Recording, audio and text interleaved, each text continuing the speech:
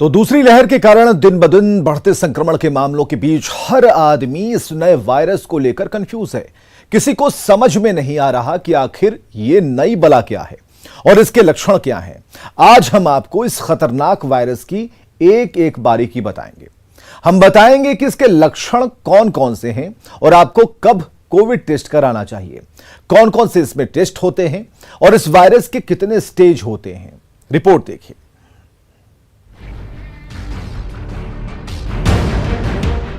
Corona के काल के आगे हर कोई हलकान है।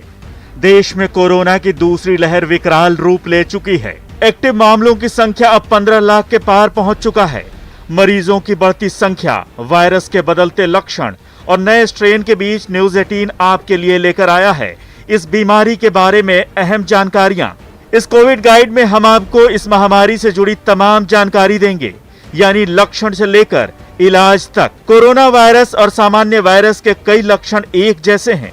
ऐसे में मरीज अक्सर कोरोना वायरस के लक्षणों को सामान्य फ्लू के लक्षण मानकर नजरअंदाज कर देते हैं।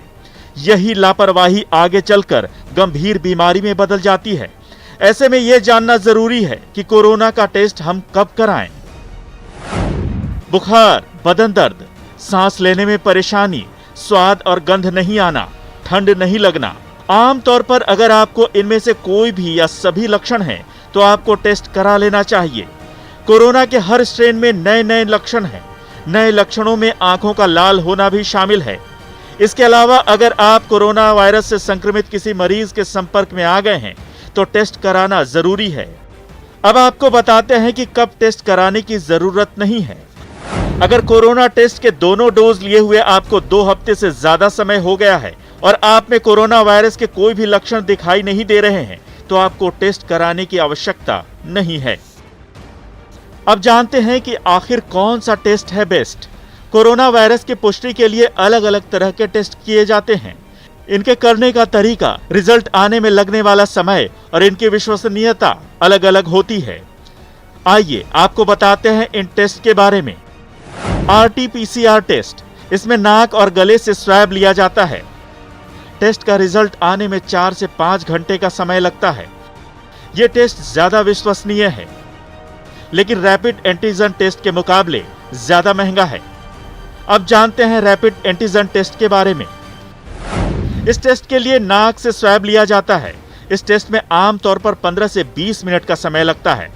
रैपिड एंटीजन टेस्ट की रिपोर्ट नेगेटिव आने पर पुष्टि के लिए RT-PCR टेस्ट किया जाता है। Rapid antigen test RT-PCR test के मुकाबले काफी सस्ता होता है। अब आपको बताते हैं कि अगर कोई व्यक्ति कोरोना संक्रमित हो गया है, तो संक्रमण के बाद कोरोना की कौन कौन सी स्टेजेस होती हैं। शरीर में कोरोना वायरस की एंट्री होने के बाद इसके लक्षण धीरे धीरे सामने आने लगते हैं। कई मामलों में ये एसिम्प्टोमेटिक भी होता है, यानी मरीज में किसी भी तरह के कोई भी लक्षण दिखाई नहीं देते। स्टेज 1 यानी पहले स्टेज में आमतौर पर कोई भी लक्षण दिखाई नहीं देते। कभी कभी हल्का बुखार, सर्दी, गला बंद होना या उल्टी दस्त की शिकायत होती है। इस स्टेज में आपको होम क्वारंटीन या आइसोलेशन वार्ड में रहने की जरूरत है। स्टेज 2 में आमतौर पर 2 चरण होते हैं। दूसरे स्टेज के पहले चरण में लगातार बुखार और सर्दी बने रहने की शिकायत होती है। इस स्टेज में सीने के CT स्कैन में घाव नजर आ सकते हैं।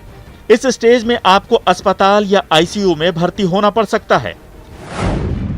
दूसरे स्टेज के दूसरे चरण में निमोनिया होने की शिकायत होती है और इस स्टेज में ब्लड में ऑक्सीजन लेवल 92% से कम।